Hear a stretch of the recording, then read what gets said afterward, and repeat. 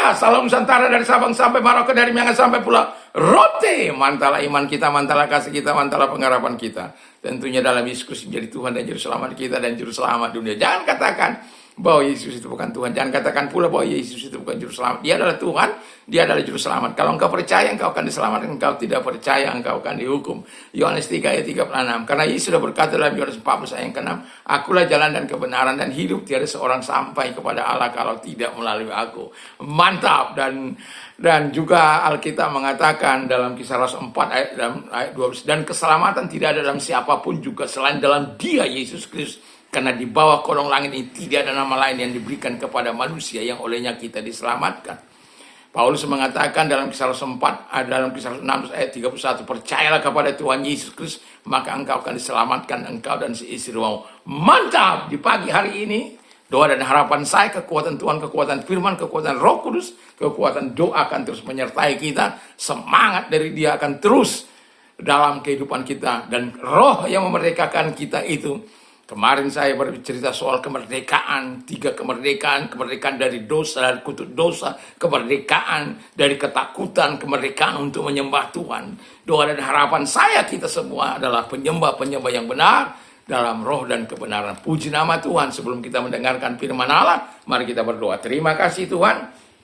Kiranya Tuhan menolong kami untuk bisa mendengarkan firman-Mu dengan baik dan hati kami diubahkan oleh Tuhan. Dalam nama Yesus, haleluya, amin.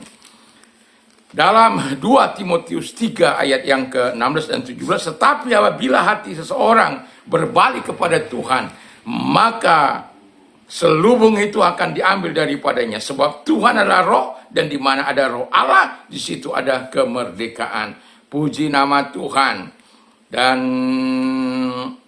3 tanda selubung sudah dibuka, ya. 3 tanda selubung itu sudah dibuka. Kemarin saya berbicara soal kemerdekaan. Sekarang 3 tanda selubung itu sudah dibuka. Yang pertama,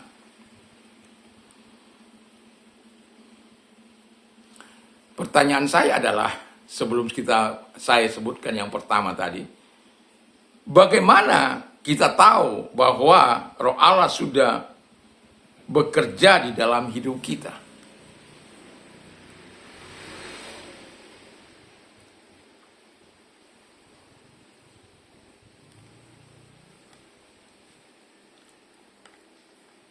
Yang pertama, hidup kita senantiasa mengalami sukacita Tuhan. Jadi ada sukacita.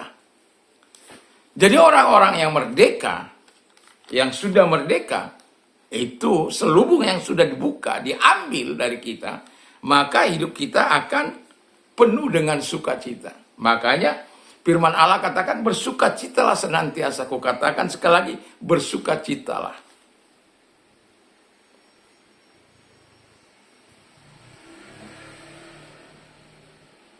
Pandote herete, bersukacitalah senantiasa. Pertanyaan saya, apakah kita bisa bersukacita senantiasa? Tentu kita ada masa-masa masam. Tapi kita tidak boleh, yang mau saya katakan, tidak boleh kita sepanjang hari itu tidak memberikan yang terbaik bagi Tuhan.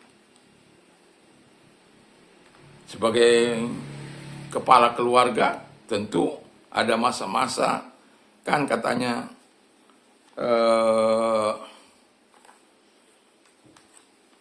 apa itu, 2 hal yang membuat orang jantungan. Yang pertama ketika jatuh tempo. Yang kedua ketika jatuh cinta. Ya, saya berikhtiar sebenarnya untuk tidak berhutang, tapi saya berhutang itu nggak banyak gitu ya. Karena ada kebutuhan yang dan itu pun dari teman-teman di antara kami, ya, di antara kelompok kami. Dan yang mau saya katakan adalah bahwa kita bukan karena kehidupan yang sulit lalu kita tidak bersuka cita.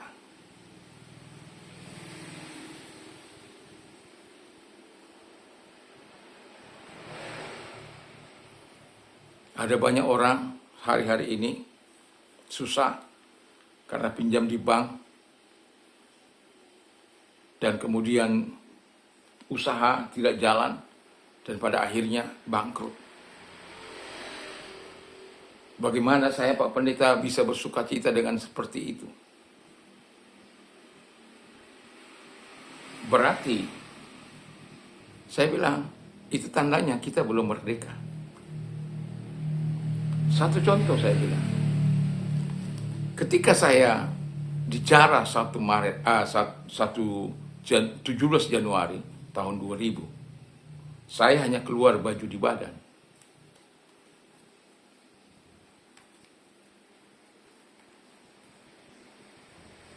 Pedang di leher saya. Paginya pisau di perut saya. Dia bilang, ngapain kau di sini?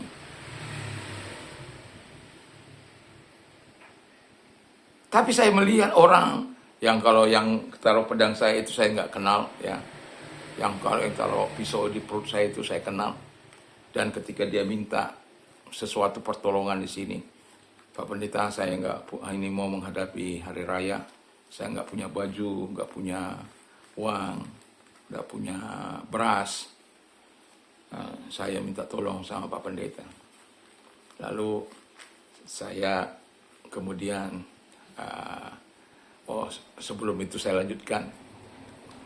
Lalu kemudian, apa yang terjadi? Apakah saya nggak bisa tidur?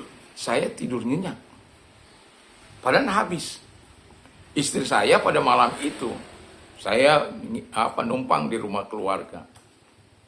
Pada waktu itu, dia nggak bisa tidur sepanjang malam, nangis saja. Saya tahu setelah jam 4 saya mau bangun pagi untuk berdoa, ya walaupun dalam situasi kondisi apapun kita nggak boleh menyalahkan Tuhan. Terus saya lihat nangis, kenapa malah nangis? Saya bilang. Dia bilang, nggak apa-apa, pikirkan ya. Saya bilang, saya tahu, saya kan kemari itu hanya datang satu tas, satu buku. Jadi saya nggak pala apa dengan itu gitu. Kalau Tuhan memberkati saya dan Tuhan ambil dengan caranya, terpujilah Tuhan. Tapi satu hal yang saya bilang sama istri saya, satu hal yang mereka tidak bisa ambil dari saya adalah Yesus. Karena itu melekat di hati saya. Dan itu sebabnya saya masih tetap bisa menyanyi. 1000 ucapan terima kasih saya kepada Tuhan dan 10 pujian kepada Tuhan. Nah, saya lanjutkan kepada orang ini tadi. Lalu kemudian dia minta. Saya bilang sama istri saya, kebetulan ada baju saya yang baru. Saya bilang kasih uang, kasih beras. Dan sejak itu nggak pernah lagi dia datang kemari. Sejak saya lakukan, saya melihat lenangan air mata yang bercucuran. Saya katakan sudah nggak apa-apa. Karena dia berpikir, saya sudah jahati orang ini tapi masih mau menolong saya. Saya tadi orang bilang begini, Pak Pendeta, kenapa Pak Pendeta masih begitu? Enggak takut ya. Hati kita harus berpulang-pulang kepada orang. Kita tidak boleh terus membenci orang. Harus berpulang-pulang. Kan kita mengampuni. Itu nggak benar itu Pak Pendeta. Dia bilang, ini kan kebetulan dia bukan satu apa dengan kita. Mana ada seperti itu Pak Pendeta? Ya, padahal dia juga saya perlakukan seperti itu. Dia tidak setia, tapi saya tetap perlakukan. Ya, dalam perjanjian dia tidak seringkali melanggar. Tapi ketika dia datang, ya nanti saya begini, ya hati kita harus berpulang gitu loh. Makanya saya bilang hati kita harus selalu berpulang. Apakah saya harus membenci Bapak supaya saya senang? Enggak gitu. Ya ada masa kecewa, ya mungkin. Tapi kalau orang itu datang minta maaf, lalu orang sudah menyesali, ya sudah. Kalaupun itu kata orang itu sandiwara, terserah mereka saja. Tapi yang mau saya bilang, hati kita harus berpulang-pulang untuk bisa mengampuni, memaafkan orang lain.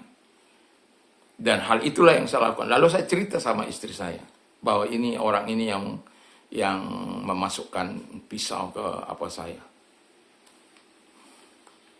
Lalu Istri saya bilang, kalau saya tahu, coba bawa cerita, nggak saya kasih itu. Terus saya bilang, nggak boleh, nggak boleh. Kita harus berpulang-pulang, hati kita harus berpulang-pulang. Nah, sukacita Tuhan itu ada dalam hidup kita, tidak peduli dalam keadaan apapun engkau, karena sukacita Tuhan itu tidak bergantung kepada perasaanmu. Memang nggak mudah, mungkin sesaat kita bisa. Kita nggak bersukacita, mungkin nggak kita sampai explore, nggak kita tunjukkan, tapi setidak-tidaknya dalam hatimu masih engkau bisa kontak dengan Tuhan. Terima kasih Tuhan dengan peristiwa ini. Terima kasih. Itu. Jadi tetap bersukacita. Tandanya engkau sudah dibukakan selubung. Engkau sudah merdeka dengan sungguh-sungguh bahwa engkau mengalami sukacita. Karena kita bisa melihat firman Allah dengan jelas. Kita bisa mempercayai firman Allah. Dan kita terus juga karena kita sudah mengalami sukacita, tadinya kita tidak cinta firman Allah, kita akan jadi cinta firman Allah. Tadinya kita nggak suka berdoa, maka kita akan menjadi suka berdoa. Tadinya kita nggak percaya pada kekuatan firman, kita akan percaya. Karena apa? Sukacita Tuhan itu mengantar kita untuk terus mencintai firman-Nya. Makanya cintai firman itu dengan sungguh. Supaya kekuatan Tuhan, kekuatan firman, kekuatan Roh Kudus ada dalam kehidupan. Yang kedua, hidup kita menjadi berkat. Ya. Jadi ada cahaya kemuliaan turun atas kita, seperti Musa yang ketiga turun, dia bercahaya ada. Artinya Tuhan memberkati kita, baik secara spiritual, baik secara jasmani, kita harus bisa berikan itu kembali kepada mereka-mereka yang membutuhkan. Karena kita kan diberkati untuk menjadi berkat, diterangi oleh Tuhan untuk menjadi penerang. Hidup kita jadi berkat, bukan jadi kutuk, bukan jadi batu sandungan. Ada orang punya posisi, karena posisinya dia salah gunakan posisinya. Saya mau katakan kepada kita, orang-orang yang menyalahgunakan posisinya, satu kali akan menangis. Nggak bisa akan bertahan. Karena apa? Tuhan nggak suka. Malaikat Tuhan saja dibuang dari sorga kok. Kalau Anda baca dalam Kejadian, dalam Daniel 4, bagaimana Nebukadnezar yang hebat, yang begitu luar biasa, membangun Ur-Kasdim Babel pada waktu itu. Sampai pada akhirnya, padahal sudah diberitahu bahwa jangan Tuhan sampai sombong. Karena pohon yang besar itu akan disuruh ditebang, tapi biarkan tanggulnya. Tunggulnya itu istilahnya. Tapi jangan, Daniel bilang, semoga itu hanya untuk orang lain, bukan untuk Tuhan. 12 bulan kemudian dia malah kata, oh bukankah ini Babel yang aku bangun? Sebagaimana peringatan Tuhan kepada dia terjadi, dia dibuang ke hutan sana, makanannya menjadi rumput. Manusia makanannya jadi rumput. Sampai terjadi genap apa ini. Dan ketika dia mengakui kebesaran Tuhan, dikembalikan posisinya. Yang mau saya katakan adalah, nggak ada yang hebat di hadapan Tuhan. Jadi jangan merasa hebat. Kalau engkau hebat, jangan merasa hebat di hadapan ciptaan Tuhan itu. Jadi seenak-enaknya kamu melakukan kepada ciptaan Tuhan. Nggak boleh. Sebagai atasan pun engkau, sebagai bos pun engkau, sebagai presiden pun engkau, nggak boleh. Apapun posisi kita. Sebagai ayah saya, sebagai anak-anak kepada anak-anak saya, nggak boleh. Ya kalau anak saya salah, saya ingatkan.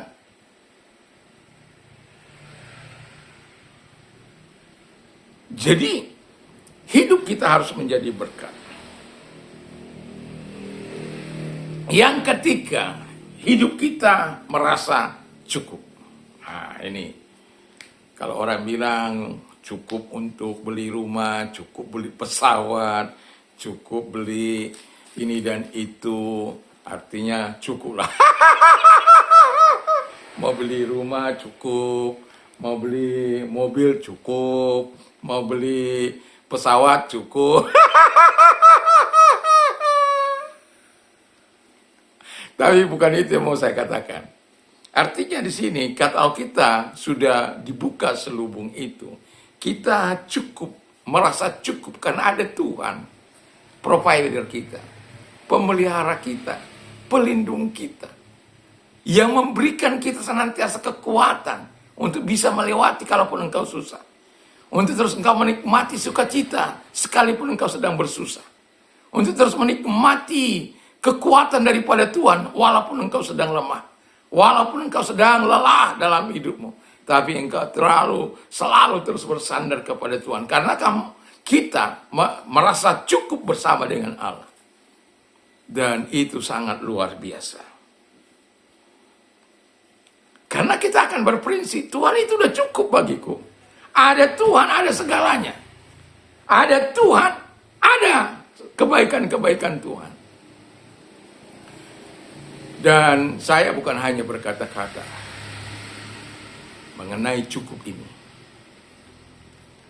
Saya mungkin orang tua yang anak-anak saya ketika kuliah, ya, tidak satu kali, dua kali saya menikmati mujizat dan pertolongan. Karena saya tidak palah apa. Ya, kalau Tuhan berkati, puji Tuhan. Enggak Tuhan berkati juga, puji Tuhan. Ya gitu ya. Nah, lalu kemudian, tetapi kan ada masa-masa di mana kita sulit. Kalau kita sudah enggak apa, lalu tiba-tiba ultimatum dari anak-anak kita, kalau enggak diberikan uang kuliah, maka lebih awal, maka kita akan disuruh cuti. Lalu kita laporan sama Tuhan. Saya bilang begini, selama ini Tuhan saya tidak pernah mendesak Tuhan. Selama ini saya tidak pernah mendesak Tuhan. Tapi kalau kali ini betul-betul saya desak. Ya kalau kali ini betul-betul saya desak.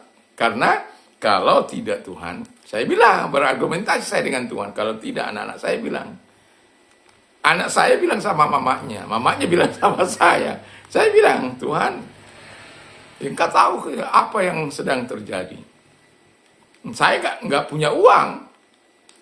Tetapi saya percaya bahwa engkau adalah Allah yang menyediakan. Dan engkau sudah buktikan itu. Tapi kali ini harus ada di awal. Jadi kalau lagi saya naik ke atas berdoa, menyampaikan permohonan saya kepada Tuhan, dan tidak lama setelah, karena saya masih tetap di bulan-bulan, karena bulan 12 diberitahukan harus bulan 1 setidak-tidaknya harus sudah ada. Dan bulan itu kita tahu itu adalah kebutuhan setiap orang semakin banyak. Tetapi saya berkata kepada Tuhan, dan kemudian saya berdoa, sampaikan argumentasi saya itu kepada Tuhan. Dan seseorang Tuhan gerakkan untuk datang kemari memberkati, tidak bertemu dengan saya karena saya lagi ada di luar. Kemudian beberapa waktu kemudian dia datang lagi, dan kemudian saya sedang ada. Kalau pada waktu itu saya gunakan waktu saya untuk berdoa, ya. Lalu kemudian saya bilang begini kepada Tuhan, Tuhan, saya butuh sebelum bulan 1. Dan Tuhan, nggak tahu bagaimana caranya Tuhan, tapi saya tidak membatasi kuasa-Mu. Saya tahu Engkau bisa melakukan yang terbaik, Yehova Jireh. Untuk itu saya tetap sujud di hadapan Tuhan untuk menantikan kebaikan Tuhan. Tiba-tiba dia datang. Saya lagi berdoa di atas, di loteng. Lalu kemudian ketika saya berdoa, istri saya panggil, Pak, ada orang. Lalu kemudian saya lihat, oh ada apa Om, apa yang bisa bantu? Dia saya lihat sih membawa bungkusan koran ya. Enggak, saya ingin bertemu dengan Pak Pendeta saja. Ada apa yang bisa saya tolong Om? Saya bilang begitu. Ya karena dia bukan jemaat saya, jadi mungkin ada hal-hal yang karena dia suka bercerita kepada saya. Enggak, saya beberapa hari ini, dia bilang begitu.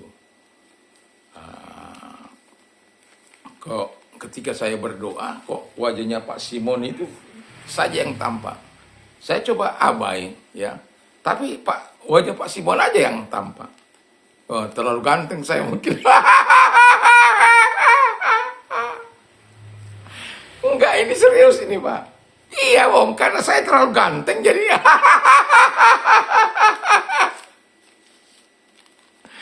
Lalu Om saya bilang, nah satu kali ketika saya lagi sampaikan ke wajah Pak Simon, lalu Tuhan seolah-olah ngomong sama saya, Tuhan berkati Pak Simon. Wih, saya belum membuka apapun. Lalu kemudian lalu dia serahkan. Saya memang sudah, nanti kalau apa saya akan cerita.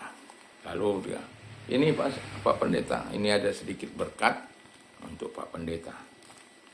Puji nama Tuhan, saya berdoa, saya terima, saya doakan, dan kemudian bercerita. Kenapa ya bisa begitu? Dia bilang begitu. Ya karena Tuhan mau pakai Om menjadi saluran berkat. Om mau tahu kenapa, saya bilang. Saya ini adalah orang yang cuek Om. Orang yang ya kalau Tuhan berkati terima kasih. Enggak juga ya saya tidak apa. Tapi yang saya tahu bahwa ketika saya mendesak Tuhan. Saya bukan sekali dua kali. Tapi kalau itu menjadi kebutuhan yang sangat betul-betul mendesak. Saya lihat Tuhan itu belum pernah gagal untuk melakukan janjinya. Lalu kemudian saya katakan bahwa anak saya kepada mamanya begini-begini. Oh, ngerti. Makanya Tuhan suruh saya memberkati Pak Pendeta. Saya merasa bersyukur bahwa kalau Tuhan mampu menggerakkan Om itu bukan karena kekuatan. Tetapi ada lutut saya yang berlutut. Saya nggak tahu, saya kan sudah bilang. Saya nggak tahu bagaimana caranya Tuhan. Saya tidak menjengkali Tuhan, tidak apa.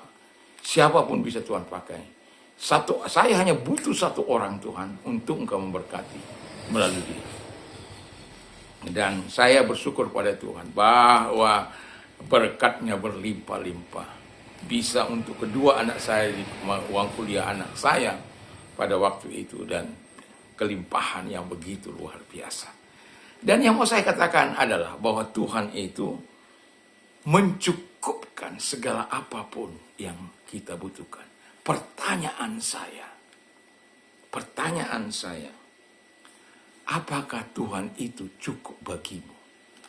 Atau hatimu tidak cukup hanya Tuhan? Tapi bagi saya, Tuhan itu cukup bagi saya. Karena ketika ada Tuhan dalam hidup saya, semuanya it's okay. Saya butuh rumah, Tuhan berkati rumah. Saya butuh mobil, Tuhan berkati mobil. Saya diberkati mobil bukan sekali dua kali. Saya butuh motor, diberkati motor. Saya butuh sepeda, diberkati sepeda. Artinya apa mau sekarang? Ketika kita menjadikan Tuhan itu menjadi yang terbaik dalam hidup kita. Merasa hanya dengan Tuhan saja. Karena saya begini. Kalau Bapak kita aja bisa bertanggung jawab kepada anak-anak kita, apalagi Bapak yang di surga. Semoga kepercayaan kita, keyakinan kita, itu betul-betul mengalami transformasi dari Tuhan. Bukan hanya sekedar percaya, tapi tidak ada tindakan. Percaya, tapi hatinya jauh. Percaya, tapi tidak hidup dalam kebenaran. Percaya, tapi tidak hidup dalam persekutuan yang akrab dengan Tuhan. Percaya, itu namanya belum merdeka. Dan itu sebabnya ketika tanda ini, ketika kita betul-betul sudah mengalami sukacita Tuhan, dan kita bisa menjadi berkat, dan segala sesuatu cukup bagi kita. Dan saya yakin ketika Tuhan itu cukup bagi kita, maka segala hal-hal kebutuhan jasmani kita, kebutuhan rohani kita, Dia bertanggung jawab untuk menyediakan. Terpujilah Tuhan yang menyediakan segala yang terbaik bagi kita, anak-anaknya. Mari kita berdoa. Terima kasih Bapa di surga, kiranya Tuhan menolong kami untuk terus kami hidup bersama dengan Engkau, dan kami tidak perlu takut dalam menghadapi kehidupan ini. Di dalam nama Yesus, yang penting adalah 3 tanda ini harus ada dalam setiap kehidupan kami, orang yang sudah diambil selubungnya atau orang yang sudah dimerdekakan itu. Terima kasih, kami bersyukur. Dan kalau engkau sedang sakit, arahkan kepada Tuhan. Dalam nama Yesus, segala sakit penyakit yang mereka derita, aku perintahkan dalam nama Yesus, keluar. Dan oleh biru Yesus engkau sembuh, oleh kuasanya engkau sembuh. Percaya kepada Tuhan. Dan kalau engkau sedang mengalami kebutuhan yang sangat mendesak, firman-Nya berkata, ini tombol ilahi. Berserulah kepadaku pada waktu kesesakan. Aku akan meluputkan engkau, dan engkau akan memuliakan aku. Tekan tombol ilahi firman Allah ini, supaya karena Dia yang berkata-kata, bukan saya sebagai pendeta, tapi firman-Nya Dia sendiri. Firman itu yang berkata, berserulah kepadaku pada waktu kesesakan, aku akan meluputkan. Masihkah engkau percaya akan firman ini? Kalau engkau percaya, mari kita berdoa. Terima kasih Tuhan, lihat tangan-tangan yang diarahkan kepadamu. Engkau tolong mereka, dan engkau nyatakan kemuliaan-Mu. Allahku akan mencukupi segala kebutuhanmu menurut kekayaan dan kemuliaan dalam Kristus Yesus. Terima kasih. Bagi Dia kemuliaan, bagi Bapa kemuliaan, dari sekarang sampai selama-lamanya. Dalam nama Yesus, haleluya. Amin. Puji nama Tuhan, ya. Dan kiranya Tuhan Yesus memberkati kita, dan Tuhan menolong kita terus beraktivitas di sepanjang hari ini, dan terus bersama dengan Allah. Ingat, kemerdekaan bukan karena kekuatan kita. Kita memiliki 3 tanda ini bukan karena kehebatan kita, tetapi karena Tuhan mau memberikan yang terbaik bagi setiap orang-orang yang sudah dimerdekakan. Semoga Anda menjadi orang yang telah dimerdekakan, dan bagi orang yang belum dimerdekakan, datang pada Yesus, dan engkau akan menikmati. Dan kalau tiba saat malam hari, jangan lupa memperkatakan firman Allah, berdoa bersama keluarga atau pribadi. Kiranya Tuhan Yesus memberkati kita. Mantap, mantap, mantap!